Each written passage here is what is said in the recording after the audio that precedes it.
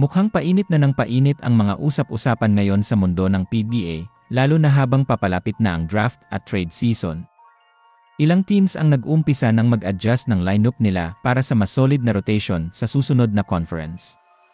May ilang players din na tila nasa radar na ng mga malalaking teams, at posibleng magkaroon ng malaking shake-up sa mga susunod na linggo. Sa video na to, pag-uusapan natin ang tatlong maiinit na balita na kinasasangkutan ng ilang kilalang pangalan sa liga. Una, may ulat na interesado daw ang Landy sa serbisyo ni Christian David ng Blackwater. Pangalawa, usap-usapan na pwedeng i-trade ng Ginebra si Maverick Ahanmisi sa Terra Firma kapalit ng draft pick. At pangatlo, si Kemar Carino ng Terra Firma Jeep, tila nasa radar din ng Magnolia Hotshots. Tutukan natin kung bakit interesado ang mga teams na to sa mga player na yan, at kung paano nila pwedeng makatulong sa bagong sistema ng bawat kupunan. May lumabas na ulat na tila interesado ang San Miguel Beermen o Randy sa serbisyo ni Christian David ng Blackwater Bossing. Hindi ito nakakagulat dahil kung titignan mo ang laro ni Christian, kita mong may potential talaga. Kahit hindi pa siya gaanong kilala kumpara sa ibang big names sa liga, unti-unti siyang gumagawa ng pangalan sa PBA. Sa nakaraang season, kahit limitado ang minutes niya sa court, nakitaan siya ng spark. May mga laro siya na nagpakita ng hustle, depensa, at yung energy na gusto ng kahit anong team.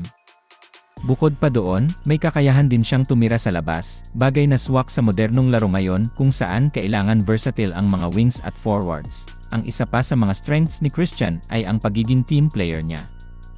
Hindi siya selfish sa bola at laging handang gumawa ng extra pass kung kailangan. Kahit hindi pa siya consistent scorer, makikita mo sa galaw niya na alam niya kung kailan papasok at kailan babawi. Malaking bagay yan para sa mga coach na naghahanap ng role player na marunong dumiskarte sa loob ng sistema. Kung sakaling matuloy ang paglipat niya sa FNA, magandang opportunity ito para kay Christian. Isipin mo, makakalaro niya ang ilan sa mga veteran at championship caliber players. Sa ganitong environment, mas mapapabilis ang development niya. At para naman sa Andy, magandang hakbang ito para mas mapalalim pa ang bench nila at makahanap ng bagong energy guy na pwedeng gamitin off the bench o kahit pangdepensa sa crucial moments. Hindi rin malabo na parte ito ng long-term plan ng SND. Habang unti-unting tumatanda ang core nila, kailangan na nila ng mga batang players na pwedeng i-develop habang may mga veterano pa. At si Christian David, isa sa mga player na pwedeng tumugma sa ganitong plano, bata, athletic. May lumabas na balita na posibleng i-trade ng Barangay Ginebra ang guard nilang si Maverick Ahanmisi papunta sa Terra Firma Jeep kapalit ng isang draft pick. Ang twist dito, yung draft pick na yon ay tiyak na kabilang sa top 3 ngayong darating na PBA draft, kaya siguradong malaking bagay ito sa kahit sinong team na makakakuha. Si Maverick Ahanmisi ay isang veteran guard na may solid na experience sa liga. Marunong siyang magdala ng bola, may shooting, at may composure sa mga crucial moments ng laro.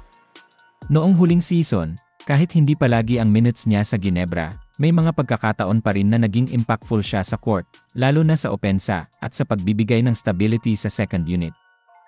Kung mapupunta siya sa Terra Firma, malaking tulong ito para sa Jeep na matagal nang naghahanap ng veteran presence sa kanilang backcourt. Si Maverick ay may kakayahan mag-lead sa isang team, at sa isang rebuilding team tulad ng Terra Firma, importante yung may player na pwedeng magsilbing mentor sa mga young guys nila. Pero para sa Ginebra, mukhang malinaw ang goal. Makuha ang isa sa top 3 picks sa draft. Alam naman natin na loaded ang draft class ngayon, at kung makakakuha sila ng batang player na swak sa system ni coach, pwede itong maging long-term investment para sa team. Pwede rin ito magbigay ng bagong energy at excitement para sa future ng Ginebra, kung matutuloy man ang trade na ito. Interesting siyang panoorin. Parehong may makukuha ang dalawang team, si Terra Firma ay makakakuha ng isang reliable veteran guard, habang si Ginebra naman ay magkakaroon ng chance pumili ng top-tier rookie sa darating na draft. Wala pa ring kumpirmadong pahayag mula sa Ginebra at Terra Firma, pero siguradong aabangan ng fans ang development ng trade rumor na to. May ulat na lumabas na isa raw sa mga target ngayon ng Magnolia Hotshots ay si Kemar Carino ng Terra Firma Jeep. Ayon sa mga balita, naghahanap pa raw ng isa pang bigman ang Magnolia, at napasama nga sa radar nila ang pangalan ni Carino. Sa ngayon, wala pang kumpirmadong offer, pero kung seryoso ang Magnolia sa pagkuha sa kanya, posibleng magkaroon ng galaw sa lineup sa mga susunod na araw. Si Kemar Carino ay isang batang bigman na may taas, depensa, at hustle sa ilalim. Kahit hindi pa ganun katagal sa PBA, nakitaan na siya ng potential bilang solid na role player. Hindi pa siya star player sa ngayon, pero sa mga limitadong minuto na binibigay sa kanya ng Terra Firma, ipinapakita niya na kaya niyang makipagsabayan sa mas malalaking pangalan. Marunong siyang pumwesto, may timing sa rebound, at hindi natatakot bumangga sa paint. Para sa Magnolia, nakilala sa matibay na depensa at physical na laro, bagay na bagay ang style ni Carino. Pwede siyang idagdag bilang extra big body sa rotation, lalo na kung may injured o pagod ang mga starter. At kung mabibigyan siya ng tamang minutes at coaching, posible rin siyang maging mas productive. Ang sistema kasi ng Magnolia ay kilala sa pag-develop ng hardworking players, at mukhang swak doon ang karakter ni Carino. Bukod pa doon, malaking tulong din sa team kung may extra sila na maaasahan sa ilalim, lalo na kapag dikdikan ang laban at kailangan ng depensang matibay sa shaded area. Sa side naman ng Terra Firma, kung sakaling may trade na mangyari, baka ginagamit nila ito para ma-restructure ang roster nila at makakuha ng bagong piraso sa team. Posible rin na naghahanda sila para sa darating na draft at gusto nilang magbigay ng mas maraming playing time sa ibang bigs nila. Pero habang wala pang opisyal na usapan o kumpirmasyon, lahat ito ay nananatiling posibilidad pa lang. Isa lang ang sigurado, kung makuha ng Magnolia si Carino, isa itong low-key move na pwedeng maging malaking tulong sa kampanya nila sa susunod na season. Ayan mga ka-PBA, yan muna ang mainit na balita sa mga posibleng galawan sa loob ng liga. Si Christian David, Maverick Ahanmisi, at kay Mark Carino, tatlong players na posibleng lumipat ng team sa mga darating na araw. Lahat sila may kanya-kanyang galing at pwedeng makatulong sa bagong kupunan kung matuloy man ang mga trade na to. Habang wala pang final na kumpirmasyon, masarap pag-usapan kung ano ang pwedeng mangyari at kung paano mababago ng mga moves na to ang takbo ng bawat team sa susunod na season. Ang mga ganitong ulat ay senyales na naghahanda na ang mga teams para sa mas matinding laban, at syempre, gusto rin nilang mas maging competitive sa darating na conference. Ikaw, anong tingin mo sa mga trade rumors na to? Sa tingin mo ba makakabuti sa kanila ang paglipat kung sakaling matuloy? O mas bagay pa rin sila sa kasalukuyan nilang team?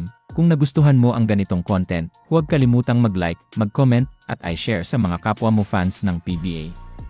At syempre, mag-subscribe ka na rin para lagi kang updated sa mga latest balita at analysis tungkol sa paborito nating liga. Hanggang sa susunod na video, salamat sa panonood, mga ka-PBA. Mukhang painit na ng painit ang mga usap-usapan ngayon sa mundo ng PBA, lalo na habang papalapit na ang draft at trade season. Ilang teams ang nag-umpisa ng mag-adjust ng lineup nila para sa mas solid na rotation sa susunod na conference. May ilang players din na tila nasa radar na ng mga malalaking teams, at posibleng magkaroon ng malaking shake-up sa mga susunod na linggo. Sa video na to, pag-uusapan natin ang tatlong maiinit na balita na kinasasangkutan ng ilang kilalang pangalan sa liga. Una, may ulat na interesado daw ang Nandi sa serbisyo ni Christian David ng Blackwater. Pangalawa, usap-usapan na pwedeng i-trade ng Ginebra si Maverick Ahanmisi sa Terra Firma kapalit ng draft pick. At pangatlo, si Mark Carino ng Terra Firma Jeep, tila nasa radar din ng Magnolia Hotshots. Tutukan natin kung bakit interesado ang mga teams na to sa mga player na yan, at kung paano nila pwedeng makatulong sa bagong sistema ng bawat kupunan. May lumabas na ulat na tila interesado ang San Miguel Beermen o Randy sa serbisyo ni Christian David ng Blackwater Bossing. Hindi ito nakakagulat dahil kung titignan mo ang laro ni Christian, kita mong may potential talaga. Kahit hindi pa siya gaanong kilala kumpara sa ibang big names sa liga, unti-unti siyang gumagawa ng pangalan sa PBA. Sa nakaraang season, kahit limitado ang minutes niya sa court, nakitaan siya ng spark. May mga laro siya na nagpakita ng hustle, depensa, at yung energy na gusto ng kahit anong team. Bukod pa doon, may kakayahan din siyang tumira sa labas, bagay na swak sa modernong laro ngayon kung saan kailangan versatile ang mga wings at forwards. Ang isa pa sa mga strengths ni Christian ay ang pagiging team player niya. Hindi siya selfish sa bola at laging handang gumawa ng extra pass kung kailangan. Kahit hindi pa siya consistent scorer, makikita mo sa galaw niya na alam niya kung kailan papasok at kailan babawi. Malaking bagay yan para sa mga coach na naghahanap ng role player na marunong dumiskarte sa loob ng sistema. Kung sakaling matuloy ang paglipat niya sa FNA, magandang opportunity ito para kay Christian. Isipin mo, makakalaro niya ang ilan sa mga veteran at championship caliber players. Sa ganitong environment, mas mapapabilis ang development niya. At para naman sa Andy, magandang hakbang ito para mas mapalalim pa ang bench nila at makahanap ng bagong energy guy na pwedeng gamitin off the bench o kahit pangdepensa sa crucial moments. Hindi rin malabo na parte ito ng long-term plan ng SND.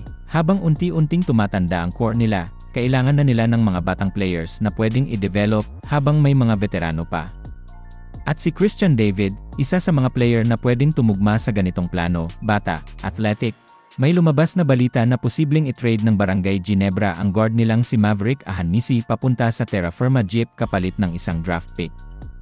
Ang twist dito, yung draft pick na yon ay tiyak na kabilang sa top 3 ngayong darating na PBA draft, kaya siguradong malaking bagay ito sa kahit sinong team na makakakuha.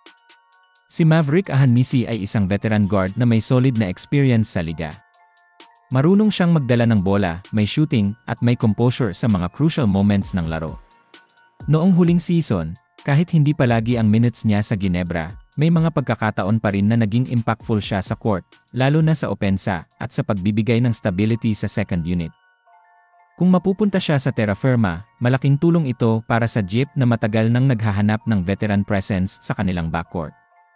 Si Maverick ay may kakayahan mag-lead sa isang team, at sa isang rebuilding team tulad ng Terra Firma, importante yung may player na pwedeng magsilbing mentor sa mga young guys nila. Pero para sa Ginebra, mukhang malinaw ang goal. Makuha ang isa sa top 3 picks sa draft.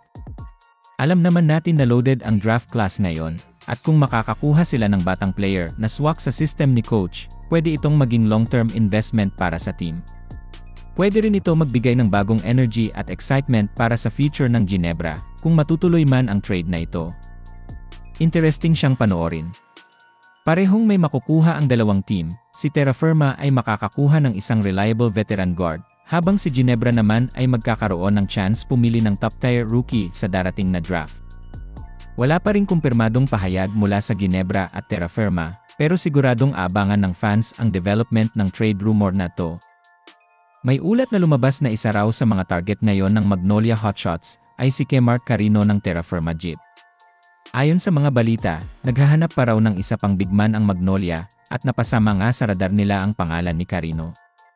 Sa ngayon, wala pang kumpirmadong offer, pero kung seryoso ang Magnolia sa pagkuha sa kanya, posibleng magkaroon ng galaw sa lineup sa mga susunod na araw. Si Mark Carino ay isang batang big man na may taas, depensa, at hustle sa ilalim. Kahit hindi pa ganun katagal sa PBA, nakitaan na siya ng potential bilang solid na role player. Hindi pa siya star player sa ngayon, pero sa mga limitadong minuto na binibigay sa kanya ng Terra Firma, ipinapakita niya na kaya niyang makipagsabayan sa mas malalaking pangalan. Marunong siyang pumwesto, may timing sa rebound, at hindi natatakot bumangga sa paint. Para sa Magnolia, nakilala sa matibay na depensa at physical na laro, bagay na bagay ang style ni Carino. Pwede siyang idagdag bilang extra big body sa rotation, lalo na kung may injured o pagod ang mga starter. At kung mabibigyan siya ng tamang minutes at coaching, posible rin siyang maging mas productive.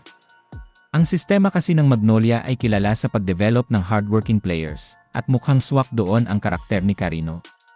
Bukod pa doon, malaking tulong din sa team kung may extra sila na maaasahan sa ilalim, lalo na kapag dikdikan ang laban at kailangan ng depensang matibay sa shaded area.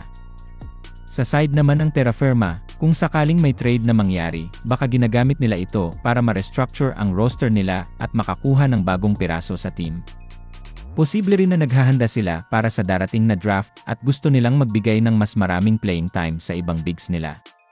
Pero habang wala pang opisyal na usapan o kumpirmasyon, lahat ito ay nananatiling posibilidad pa lang. Isa lang ang sigurado, kung makuha ng Magnolia si Carino, isa itong low-key move na pwedeng maging malaking tulong sa kampanya nila sa susunod na season. Ayan mga ka-PBA, yan muna ang mainit na balita sa mga posibleng galawan sa loob ng liga. Si Christian David, Maverick Ahanmisi, at Mark Carino, tatlong players na posibleng lumipat ng team sa mga darating na araw. Lahat sila may kanya-kanyang galing at pwedeng makatulong sa bagong kupunan kung matuloy man ang mga trade na to. Habang wala pang final na kumpirmasyon, masarap pag-usapan kung ano ang pwedeng mangyari at kung paano mababago ng mga moves na to ang takbo ng bawat team sa susunod na season. Ang mga ganitong ulat ay senyales na naghahanda na ang mga teams para sa mas matinding laban, at syempre, gusto rin nilang mas maging competitive sa darating na conference. Ikaw, anong tingin mo sa mga trade rumors na to? Sa tingin mo ba makakabuti sa kanila ang paglipat kung sakaling matuloy?